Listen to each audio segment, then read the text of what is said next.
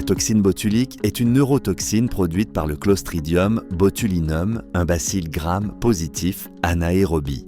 Son étude clinique a commencé au XIXe siècle après que le botulisme a été décrit comme un tableau de paralysie musculaire associé à la consommation d'aliments avariés. Dans les années 1970, des pionniers comme Alan B. Scott et Edward G. Shantz ont commencé son utilisation thérapeutique pour le strabisme, démontrant une efficacité et une sécurité qui ont permis son expansion à de multiples indications médicales et esthétiques. Actuellement, cette toxine est utilisée dans les troubles musculaires, les hypersécrétions glandulaires, les migraines et les traitements rajeunissants avec précision et réversibilité contrôlée. La toxine botulique agit en bloquant la libération d'acétylcholine à la synapse neuromusculaire, générant une chimiodénervation temporaire. Cet effet commence entre 6 et 36 heures après l'infiltration et atteint son pic entre 7 et 14 jours. Parmi ces sérotypes, seuls les types A et B ont été approuvés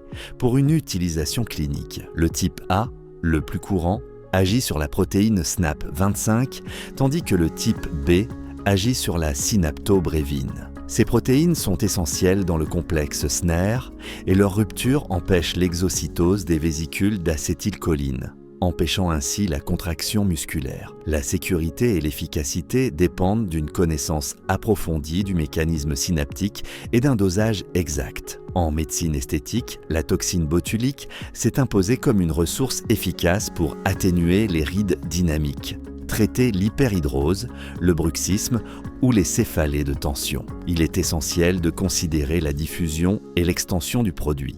Alors que la première dépend de l'affinité pour les récepteurs, la seconde est conditionnée par le volume injecté. Bien qu'il s'agisse d'une substance à haute puissance, sa toxicité est contrôlée grâce à un dosage précis et une technique affinée. Les professionnels doivent disposer d'une formation anatomique avancée et respecter les indications cliniques pour minimiser les risques tels que la diffusion indésirée ou la résistance thérapeutique.